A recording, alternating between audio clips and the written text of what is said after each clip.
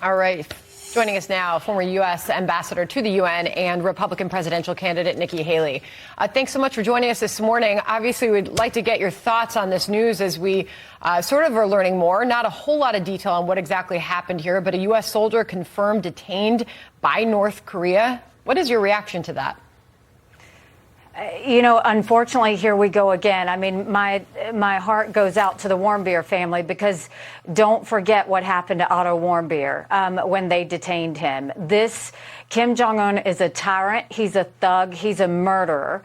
And we have to remember that. And I negotiated one of the largest sanctions in a generation against North Korea when I was on the Security Council at the United Nations. And what I will say to Biden, if you go talk to him, I can tell you what Kim's going to want. He's going to want sanctions lifted. We cannot do it. You cannot lift sanctions. What has kept Kim Jong-un in line for the most part was that we've put the pressure on him. But we need to make sure that he knows there will be hell to pay if he hurts that soldier.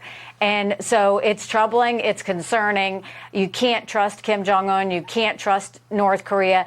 And, you know, let China know we're watching you, because China's the one that can make a difference in this.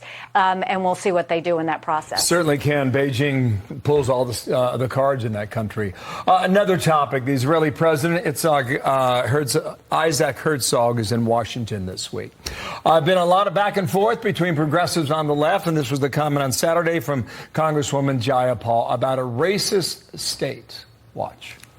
I want you to know that we have been fighting to make it clear that Israel is a racist state, that the Palestinian people deserve self-determination and autonomy, that the dream of a two-state solution is slipping away from us, that it does not even feel possible.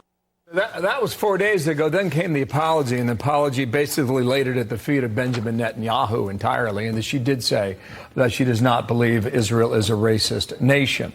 However, Kevin McCarthy said yesterday it's got to stop. It doesn't appear some factions of Congress will, however.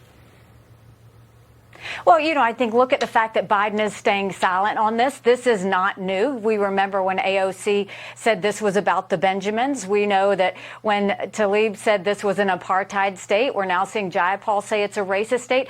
Don't ever forget, anti-Semitism is no less hateful than racism. And so if this was about race, everybody would be up in arms. But here you have anti-Semitism on the rise in the United States, and you've got the progressive left saying this. That I would much rather see a resolution or a bill passed that would censure the squad every time they do this. Why do they get to say this? Why do they turn around and walk it back? And why do we forgive them for that? This is hate. They are spewing hate. They are spewing anti-Semitism. They are putting the Jewish people's lives at stake when they do spread this kind of evil. And then you're going around and you're talking about one of our best friends. But it's not a surprise when you look at Biden. Look, it took him almost 3 years to invite the prime minister to come to the United States. He's literally lifted sanctions against Iran that says death to America, death to Israel every day.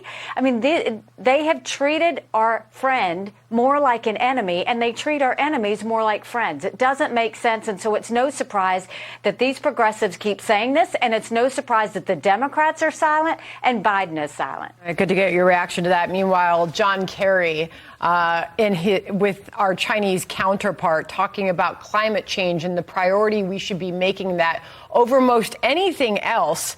This is quoted by the New York Times. This is not a political issue, says John Kerry to his Chinese counterpart. This is not a bilateral issue or an ideological issue. This is real life unfolding before our eyes as a consequence of the choices we make or don't make.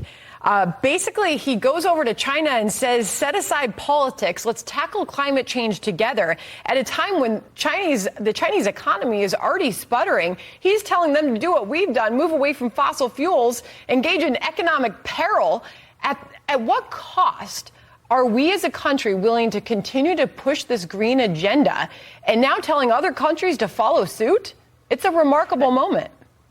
Sandra, it's pathetic. It's literally pathetic. You have China, who has literally been preparing for war with us for years. And look at the infiltration, whether it's them buying U.S. soil next to military bases, whether it's the fact that they have a Chinese spy balloon going over us, whether it's the fact that they're infiltrating our universities, whether it's the fact that they actually have Chinese front companies lobbying Congress, whether it's the fact that they're stealing $600 billion worth of intellectual property from us every year, or putting a spy center right off our coast in Cuba, or look how they're building up their military. And he wants to talk about green energy.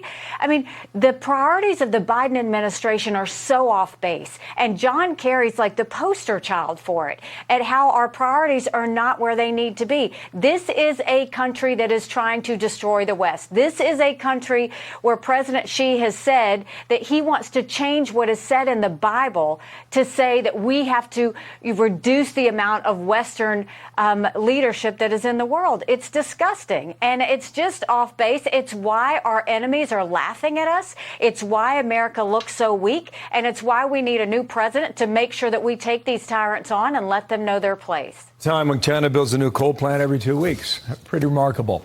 There is more breaking news. I want to get your reaction to this. Within the past 30 minutes, former President Donald Trump announced that he has been notified as of Sunday night that he says he is the target of an indictment as it relates to January 6th. Your reaction to that, and how does that affect the race? Because you have qualified for the first debate. How does this indictment affect his candidacy? It's going to keep on going. I mean, the rest of this primary election is going to be, in reference to Trump, is going to be about lawsuits. It's going to be about legal fees. It's going to be about judges. And it's just going to continue to be a further and further distraction. And that's why I am running, is because we need a new generational leader. We can't keep dealing with this drama. We can't keep dealing with the negativity. We can't keep dealing with all of this. We've got China that's literally trying to be at war with us. You've got Iran building a bomb. You've got North Korea detaining a soldier and testing ballistic missiles. We need to focus on the debt and the lack of transparency in schools and crime and the craziness on the border. We can't be sitting there focused on lawsuits over and over again. And so, when it comes to the debate, what I'll say is, we can't complain about Biden not debating RFK if Trump is not going to get on the debate stage and stand next to us. I have never known him to be scared of anything. I certainly don't expect him to be scared of the debate stage. And so I think he'll have to get on there and he'll have to talk about these lawsuits and how we're going to get past it. You're suggesting he's not going to be there? He has said he's not going to be there. I know that he's not scared of a debate stage, so I would fully expect him to be there. Okay, and I think the Republicans should expect him to be there. Let me pause you right there. Here he is with Maria on that exact question this past Sunday. Watch. Are you participating in the upcoming debate? Well, it's quite an easy question normally. Ronald Reagan didn't do it, and a lot of other people didn't do it. When you have a big lead, you don't do it. And so you're leading people by 50 and 60 points, and you say, why would you be doing a debate? It's actually not fair. Why would you let somebody that's at 0 or at 1 or 2 or 3, be popping you with questions? What about that? Well, you do it because you want to serve the American people. You don't show that you're serving the American people by being absent. You show that you want to serve the American people by showing up. It's the same issue with Biden not debating RFK. If you are going to serve the people, you have to show up and tell them why you're the person to do it. I look forward to being on that debate stage. I look forward to talking about how we're going to make America strong and proud again. And I think that he should be on that debate stage. Again, I've never known him to be scared of anything. I'd be shocked if he was scared of the debate stage.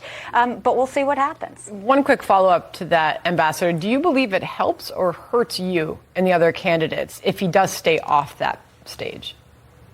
Oh, I welcome him on the debate stage. The American people need to see what their options are. They need to see the full slate of options that they are going to be choosing from. So I want him on that debate stage. I think the American people want him on the debate stage. And I'll tell you, keep going to NikkiHaley.com. We're excited. We're ready to keep pushing forward. We're looking for the debate in August. And, I hope that he'll be on there along with everybody else that's running. Okay. All right. We'll speak before then. All right. There it is. 5 weeks and 1 day on the screen, August 23rd. Nikki Haley, thank you for your time.